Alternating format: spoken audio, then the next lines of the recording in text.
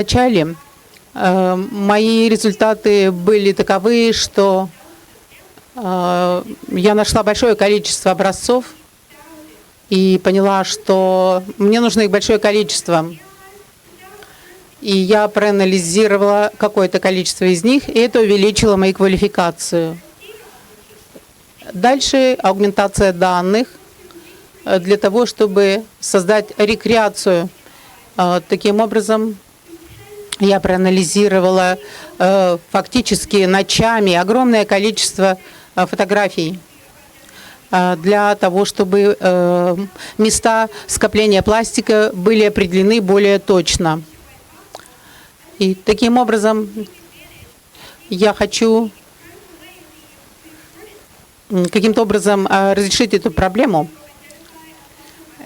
Итак, определить форму скопления микропластика и получить экологические данные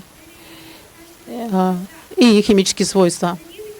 И затем я могу скомбинировать в социальной среде, и это может привести к ответу, где же он расположен и как его собрать.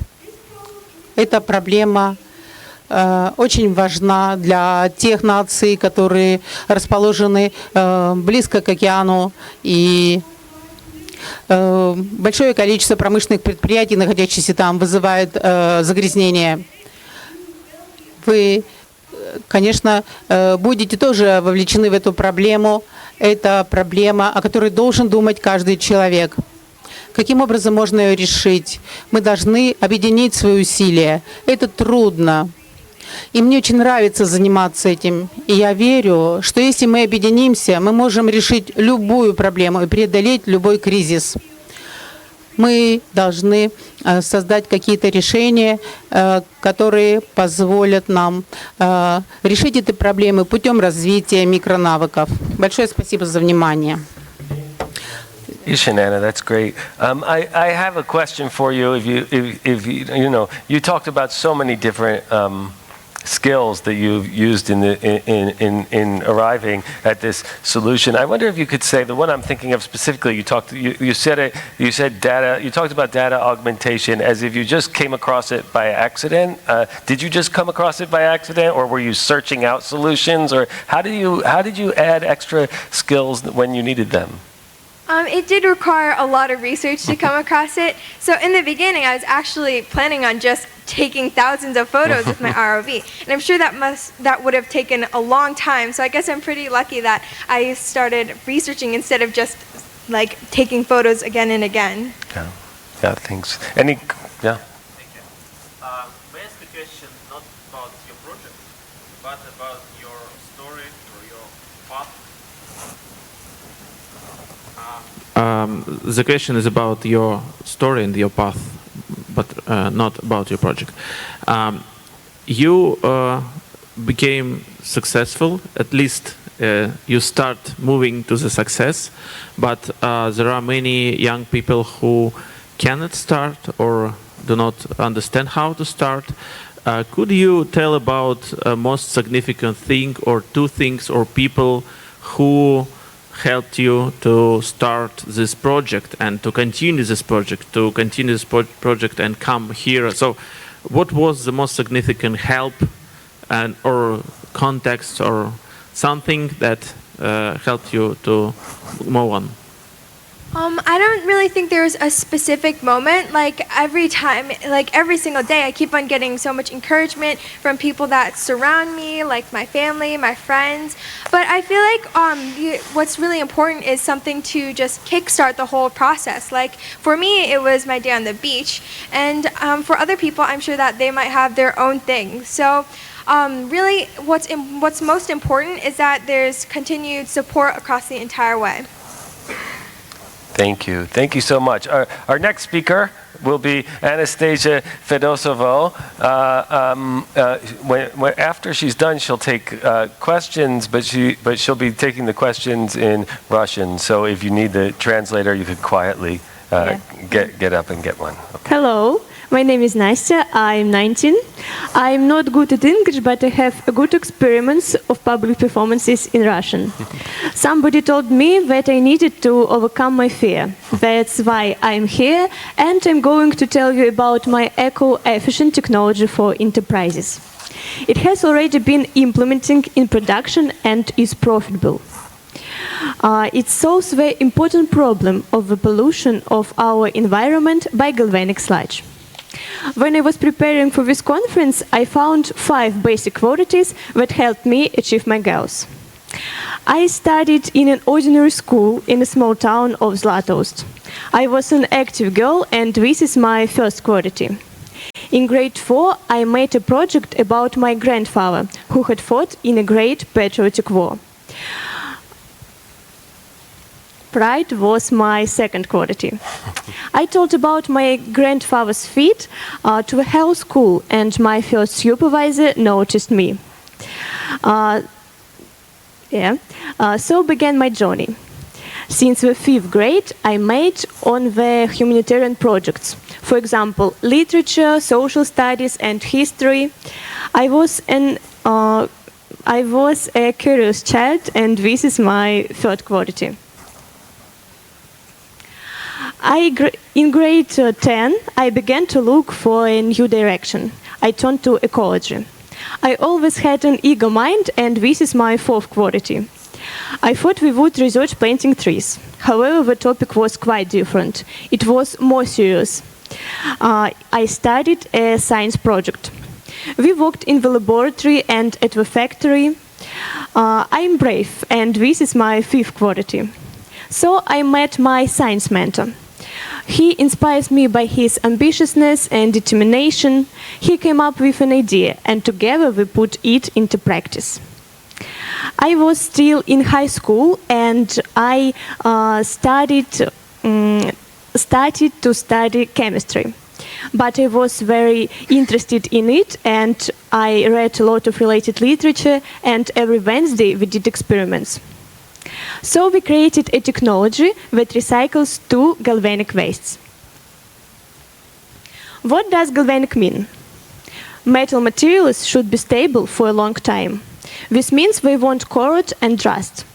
Galvanic is the science that gives metals detailed special properties with the help of chemical elements.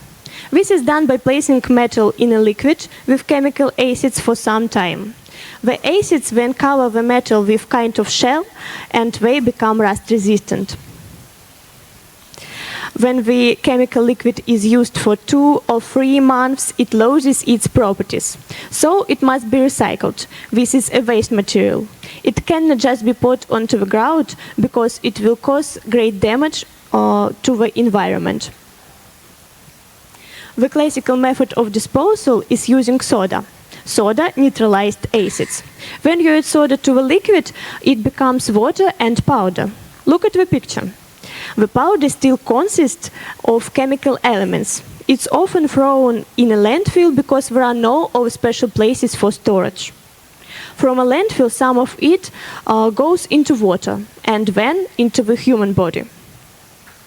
Okay. A lot of brass wastes are produced at enterprises. Usually this material is burned, and companies lose about 50% of the valuable metals. My mentor and I combined 2 waste materials and figured out how to dispose of them in a more profitable way. We take 3 balls, acids, and a bag of brass wastes. We put the brass wastes into the liquid and wait for a day. Cuprum and zinc from brass go into solution. At stage 2, we get cuprum sulfate, which can be sold or reused by the company. When we add soda, we get zinc hydroxide. In classical method of disposal, these valuable metals are simply thrown away. Science is not called calculation.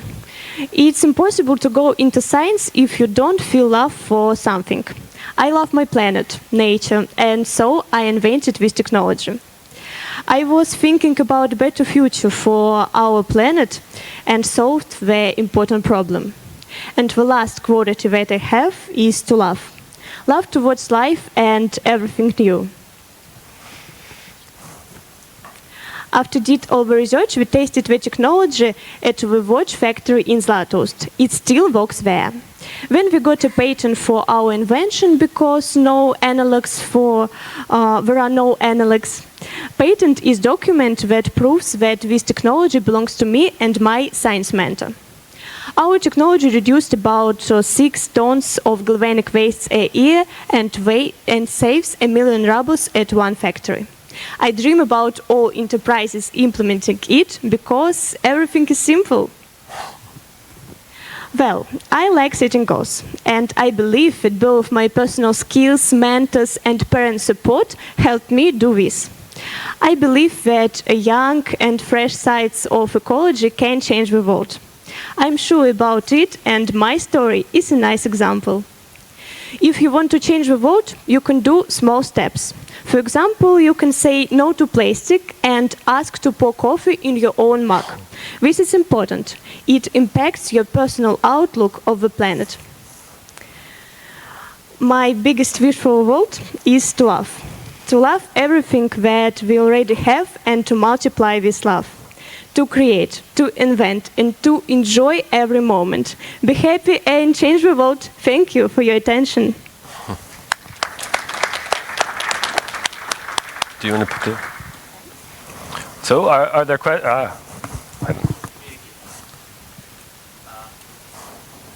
Hold on, they'll bring the microphone. Either one. Yeah.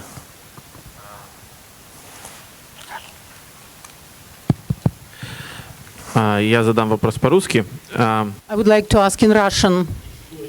The story that you've told us included both the humanitarian aspects and the scientific aspects. And that's why my question is about the two worlds. How, in your view, it happens? If you want to change the world, and using the technologies and the skills connected to the technologies, which should be on the first place and which should be on the second?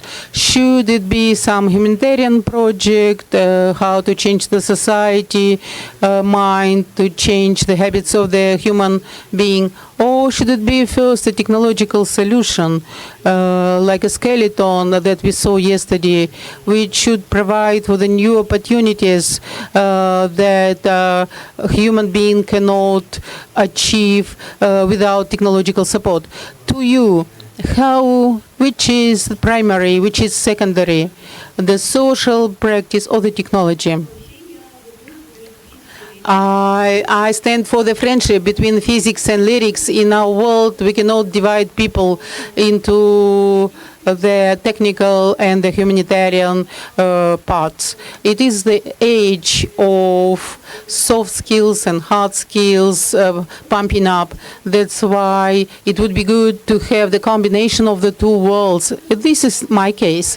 And it seems to me that the personality possessing the technical knowledge is capable to do anything. And the primary is the technical to me. But in any case, they should be balanced. Any other questions? No other questions. So let's move on to our next speaker, Kekasha Basu. Please. Thank you, Jordan. Good afternoon, everyone. My name is Kekasha. I'm a United Nations Human Rights Champion, the winner of the 2016 International Children's Peace Prize, and the youngest recipient of Canada's Top 25 Women of Influence. I'm also the founder-president of my own youth organization, Green Hope Foundation. Now, no part of our planet is left untouched or unaffected by the impacts of its 7 billion plus residents. Degradation, wastage, pollution, overconsumption of our finite resources has put tremendous pressure on our planet's fragile ecosystems, many of which are on an irreversible downward tailspin. And we need to realize that every action of ours impacts our environment, our planet, and our future. Despite this, we are essentially myopic. What we cannot see, we ignore. And this blindness and apathy has led us to the brink of an environmental meltdown which threatens our survival. Now, this must change. And I believe that the onus is on this generation, the young people, the youth, to be the harbingers. My life-changing moment occurred 11 years ago when I saw the image of a dead bird with its belly full of plastic. And my 7-year-old brain went numb at the thought of the bird's agony as it choked on the plastic which it had mistaken for food. I began to look at my surroundings in a new light, and I was aghast to realize that plastic had invaded every sphere of our daily lives. Determined to change this, I decided to explain to everyone I knew the perils of plastic usage, thereby hoping to change their consumption patterns. As I went around the community explaining and urging people to avoid plastics and dispose them responsibly, I discovered that the response of the children were instinctive and enthusiastic, whereas the adults' responses were cynical, and they were at times quite condescending. But I did not let their dismissive attitude dampen my enthusiasm. The support of my fellow children gave me the impetus to reach out to other young people in other parts of the world, using social media to connect and build networks, sharing my local initiatives, and learning from best practices elsewhere. My work took me to the Earth Summit in Rio de Janeiro, Brazil, where at 12 years old, I was one of the youngest amongst 50,000 delegates. It was our future that was being decided, but by adults, most of whom probably wouldn't even live to see that future. I thought that this was very unfair, because we, children and young people, deserved the opportunity to create our own destiny. We needed to be the fuel for driving sustainability, and that prompted me to establish my own youth organization, Green Hope Foundation. My mission was to create a social innovation mechanism for young people like me that would give them the knowledge about current sustainability issues and challenges, and then use that knowledge to create grassroots level impact, ground level impact that will be community centric, and at the same time empower them to question policy making and demand their right to a clean, green planet. Green Hope's objective is to bridge the opportunity gap and enhance the inclusivity of young people, especially those who are marginalized, in the agenda setting, decision making, and implementation of the Sustainable Development Goals. Given the fact that the current generation is the last one with the opportunity of actually reversing environmental degradation before it is too late. In every child lies a change maker. This is our firm belief, and at Green Hope, we provide children with the skills and tools that the current education system lacks and tap into their latent potential.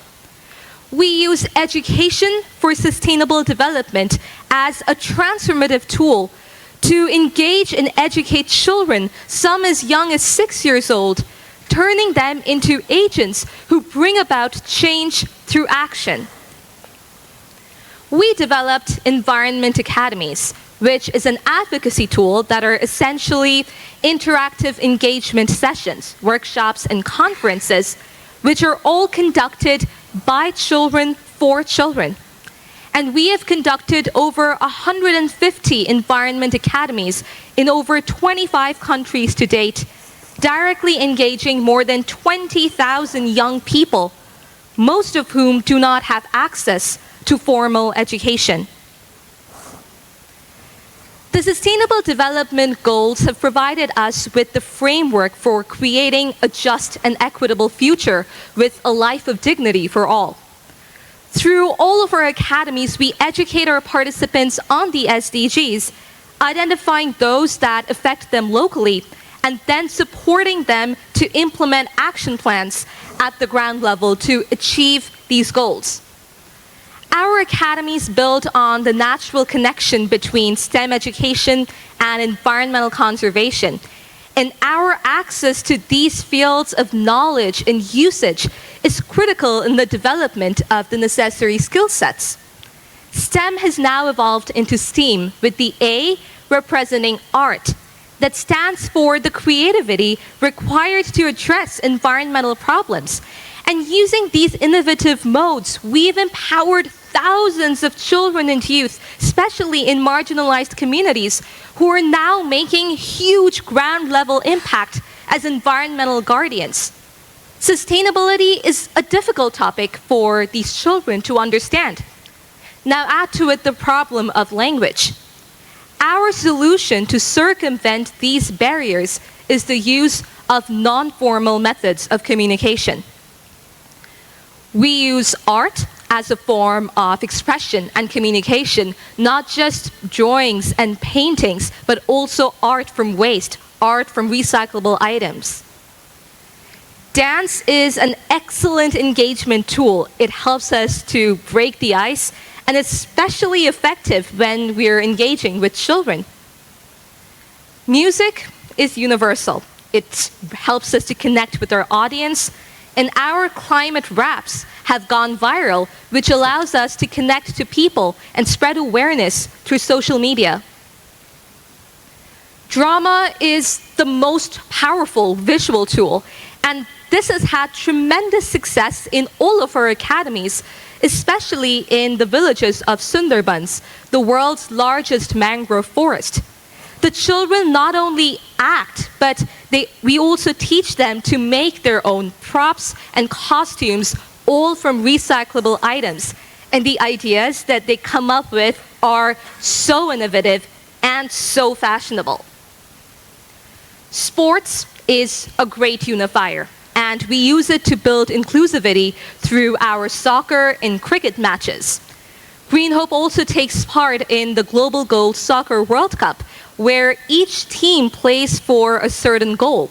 And in our case, it's goal 13, climate action. When I started Green Hope Foundation with just a handful of friends, I never dreamt that in 7 years, we would have a presence in 14 countries. We seek to turn words into action. And our objective from the very beginning has been to localize the Sustainable Development Goals, to localize action. And the skills and tools that the participants of our academies take away from these academies, they implement them at the ground level in their local communities. Our grassroots level projects are of mangrove conservation, of waste segregation, regeneration of coastal ecosystems, promoting clean energy, stopping land degradation through planting trees. They're all ongoing in our 14 country chapters, from Suriname to Nepal to the Bahamas to our home base in Canada. And through all of our actions, we seek to tackle inequality and promote inclusivity, because our world has more refugees now than World War II. There are more than 168 million children trapped in child labor worldwide, many of them girls much younger than me. Using education for sustainable development, we have empowered thousands of young people living in these marginalized communities. Syrian refugee children who have no IDs and living in plastic tents, living in the Bekaa Valley on the border of Lebanon and Syria. Rohingya refugee children living in Kutupalong, the world's largest refugee camp on the border of Bangladesh and Myanmar. HIV-positive children in Nepal, children of prisoners in Kenya, Nepal, and the Bahamas, children living in orphanages, indigenous and tribal children in communities in the Amazon rainforest, children living in impoverished conditions. 5-year-old Mehendi living in Kutupalong, the Rohingya refugee camp, planted her first tree with us. Little Alia, a 6-year-old Syrian girl, wants to recycle plastic in her camp. Education for sustainable development and the tools and skills that we provide the children from education for sustainable development empowers them to become leaders in their own communities and truly gives them hope for the future.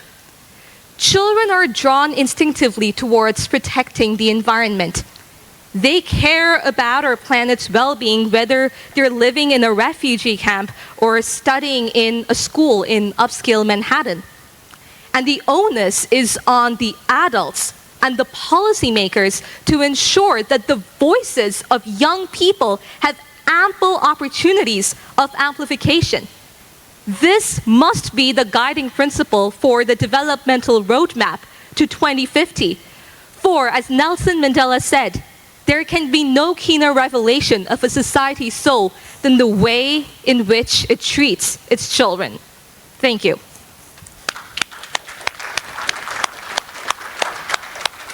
Thank you. That's a fantastic presentation. I have a question for you. I wonder if you could say a bit about your team in the sense of how do you find the people to participate, and how do you train them, and what does that look like? So our team is very global. The way we train them is that like I said, we localize the sustainable development goals. So we talk to them about issues that are most pertinent to them and where they are. And then we train them based on the knowledge and skills that they already have and put that to good use. And all of our academies are conducted based on the peer-to-peer communication aspect. So it is that is what we build upon, and then we see what is the best way for them to connect with their audience. So if it's in Bali or in Kenya, we see the strengths of the children there and then build upon that. That's great. Any questions? Oh, yeah, they'll bring a microphone. Hold on. Yes, thank you for your presentation. And I have one question, and it is about results and effects of your projects. Maybe you have some research about it. And I'm interested in everyday actions and behavior of participants of your projects. Did it change, or you can see some changes in projects where your participants involved, or in their common life, everyday life, it also changed a lot? Yes, we have seen, thank you for your question. We have seen a lot of very positive impact. For example, in Suriname, it's the world's most forested country with 93% forest cover. And when we spoke to the children over there in one of the orphanages, a few weeks later, we got news that these 5-year-olds and 6-year-olds had started a plastic collection campaign and a no plastic campaign in their schools and in the orphanage. And it was led entirely by them. In Bali, for World Environment Day, the children of the orphanage there turned their whole orphanage green because they planted trees all around their campus. In Kenya, the children have started growing their own kitchen garden, so they're able, organic garden, so they're able to eat what they grow and they do not have to depend on food that comes from outside.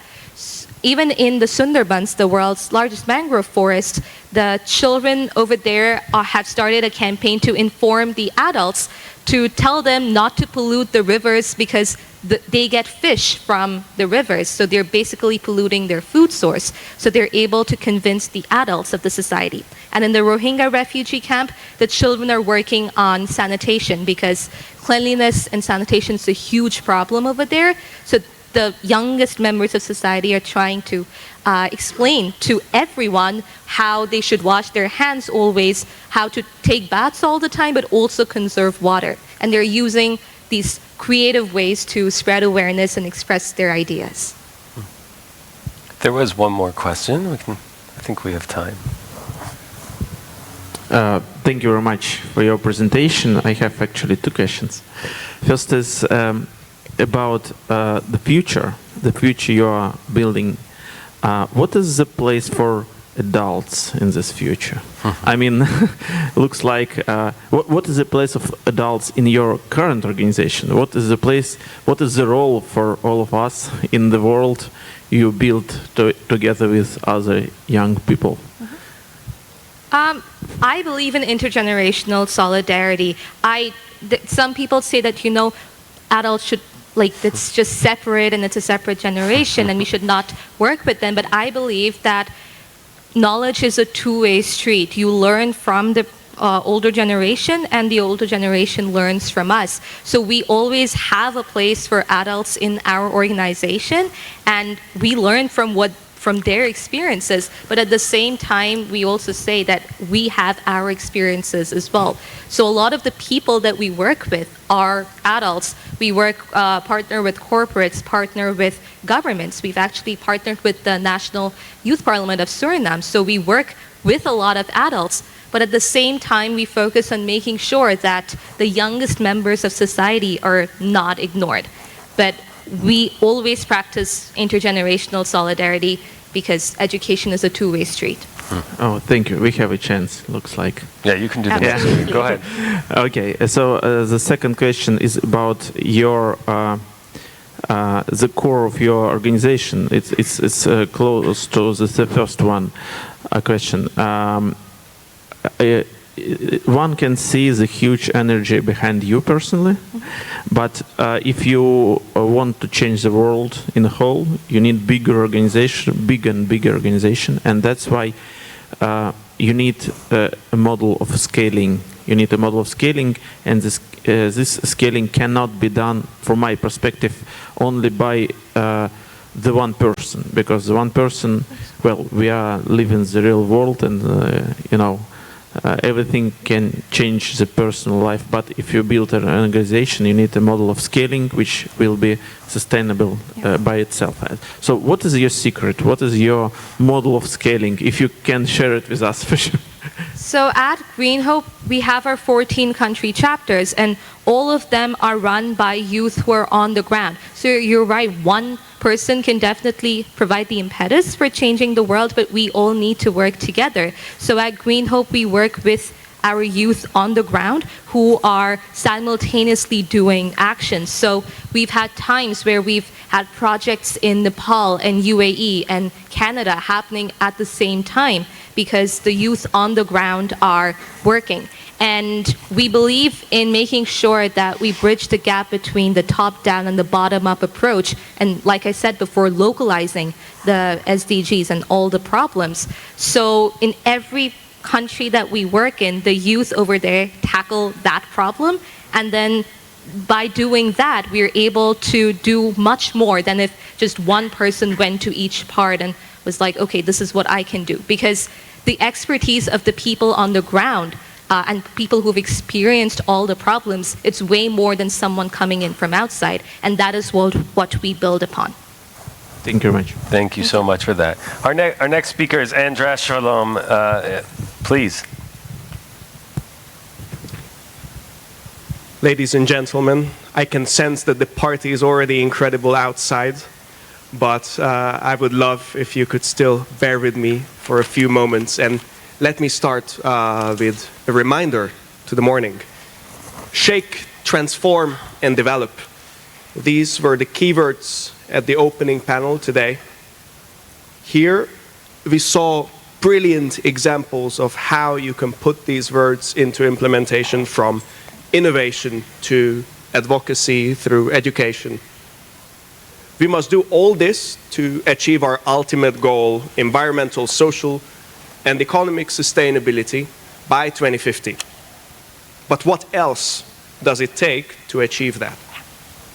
In this short amount of time, I will try to cast light on what I believe to be the cornerstones of action, but not from a practical perspective, rather a very personal, philosophical one. For that is what always serves as the foundation to any progress. Between 2016 and 2017, I served as the first youth delegate of Hungary to the United Nations, representing over 2 million young people at the center of global politics.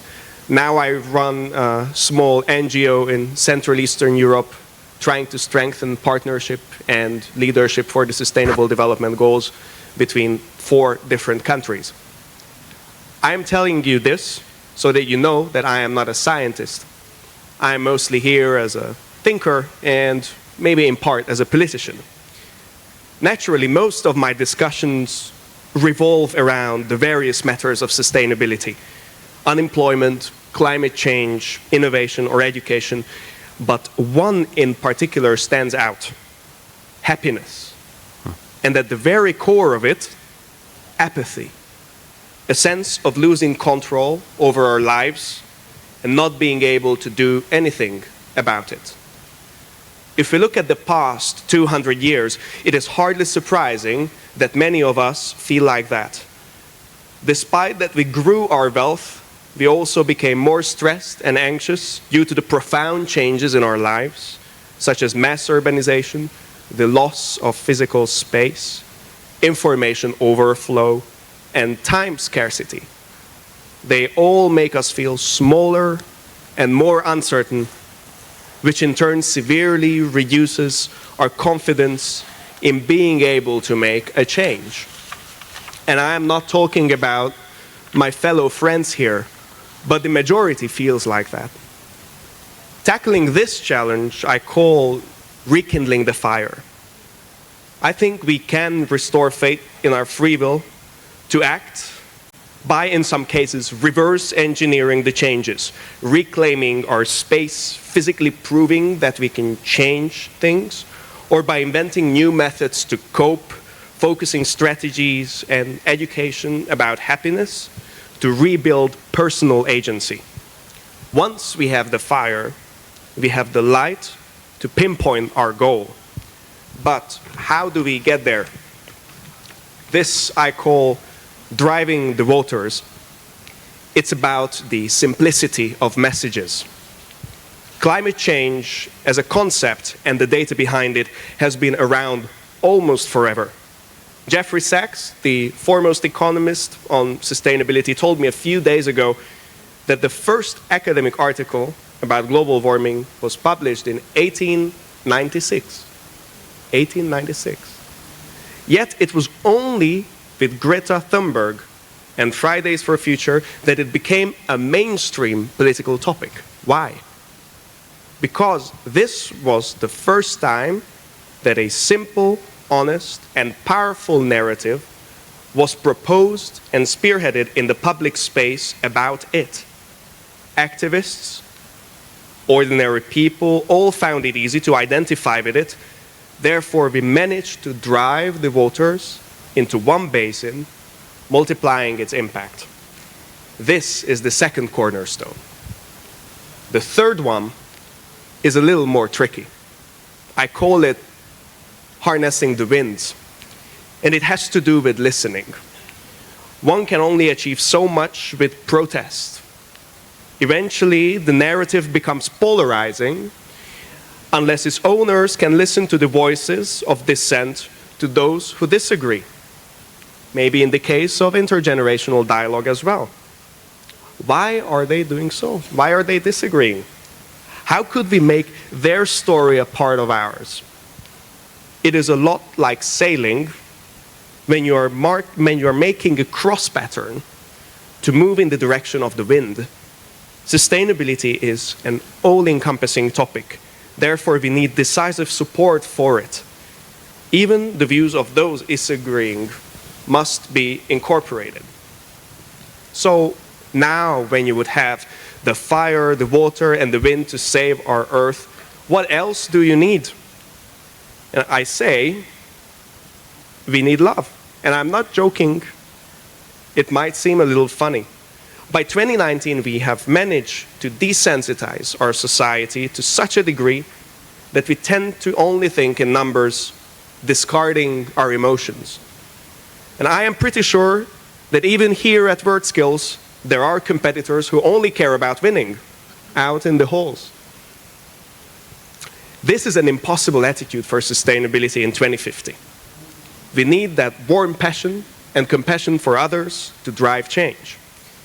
And to encourage you to embrace this idea, the sharing of emotions and the sharing of feelings, I will now close with a poem that I wrote 2 days ago in the Austrian Alps, thinking about these topics I just talked to you about. It feels cold at the peak. The mountain flower has dropped weak. At the force of the alpine gale, heed my legs tremble and surrender. Have I fallen to my lead? Have I grown cool and numb in always pursuing the hunt, drawing my bow to many ends, but never released, never shot? Now see as my body bends and takes the dive in strain. All that augured strength spoiled in rain. Frozen, the chambers of my eyes, archways of my heart, and the pain within me has crystallized. It feels cold at the peak. The alpine gale tears me in shriek. Come, thick cloud, be my veil in death. In your cover, I remember what makes us all toil for breath. Surrounded, I feel loved, taken under your wings above. Here I sense you, and you hold me, shielded within. I will pull through until I can find the key. Thus, when the sun shall down, and in tears you lift and move on, I will harness the long-sought truth to spark the fire, mend the bones, reclaiming my wasted youth.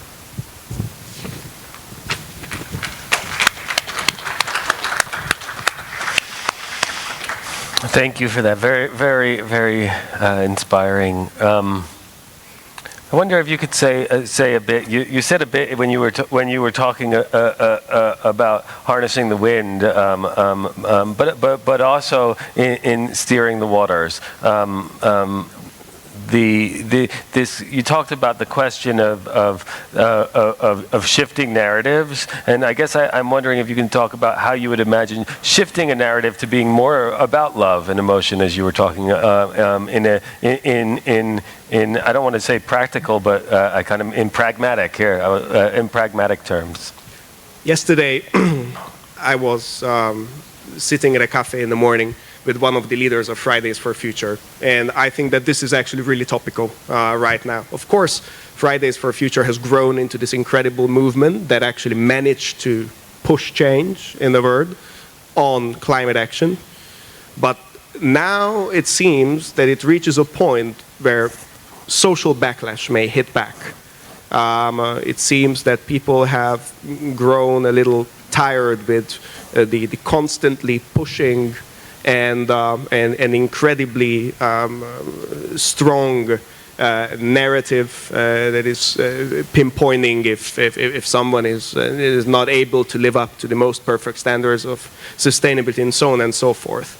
And what I was suggesting is that they try to use the activist network that they have to get down more to the local level in discussion with locals and start making content about their discussions with locals, exploring how they experience climate change in their everyday lives. I'm at a conference in Alpbach. I'm going back there at 11 in the evening. I arrived from there at 8 in the morning. They were doing a march there too, and it was quite incredible to see this incredible resistance on the faces of locals as the march was moving along in this small alpine city. I think that this is something we need to be conscious of. If we are not, we impose a glass ceiling above our movements. And I think that with protest you can hike up, reach a certain point, but then you also need to learn how can you release the tension a little bit and capitalize on the ground that you've already gained. Anyone else have questions for Andras? Yeah.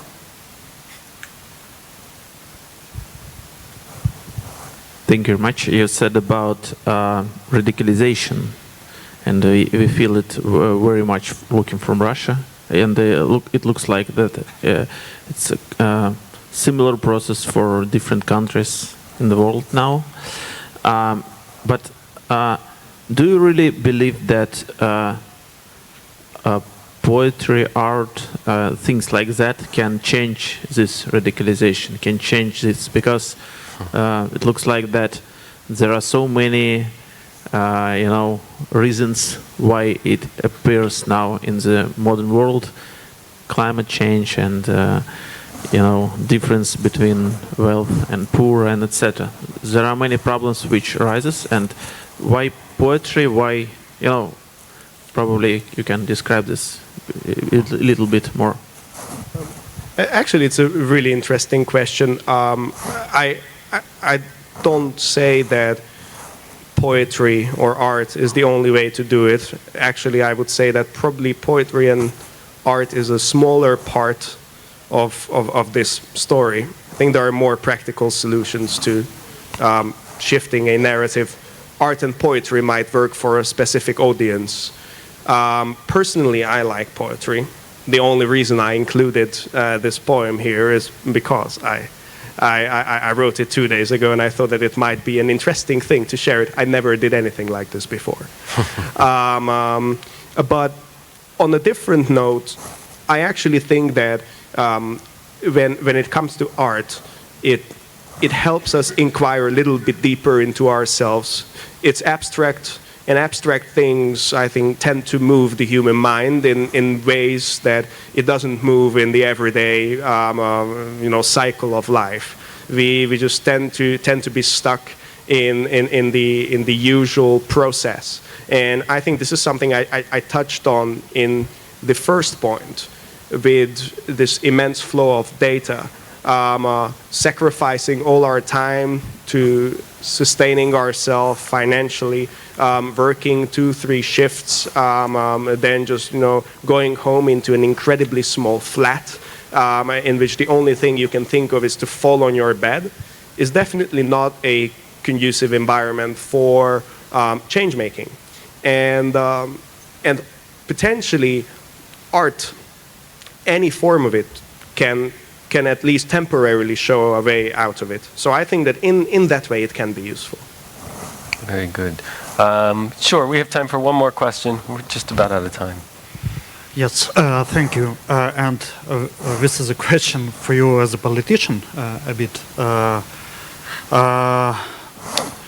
As I understand, new narrative must live in some institutions, social institutions, and new types of human interaction, and also new narrative can live in some new cultural traditions and new language of art.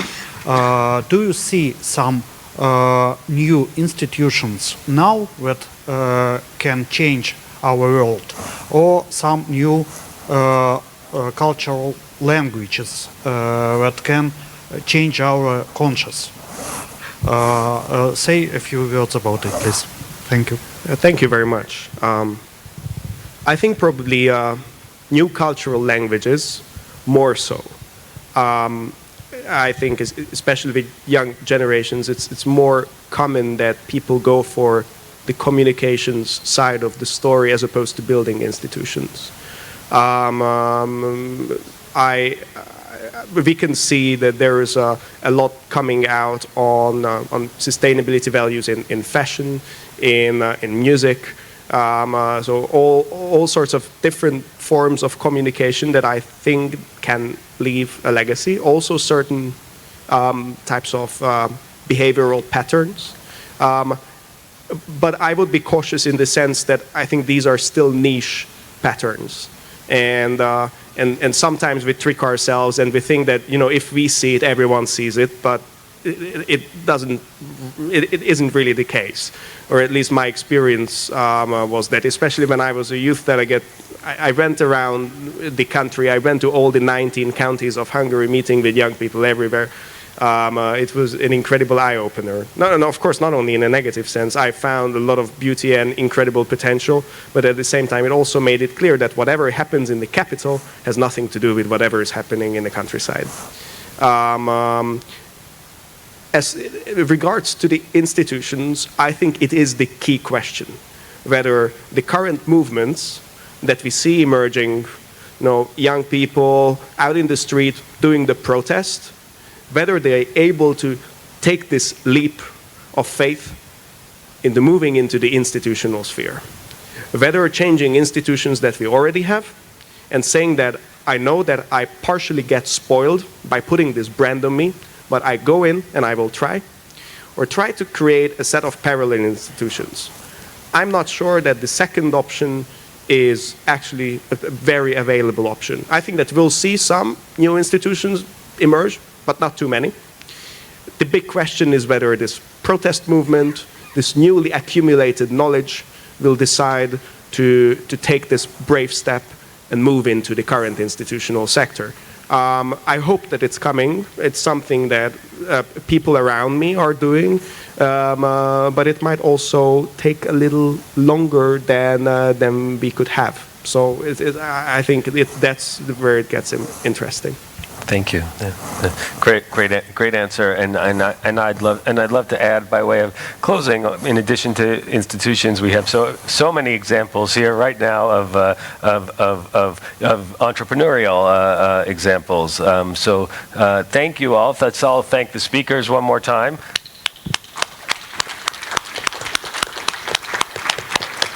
Thank you for your questions, and I wish you the best. Thanks.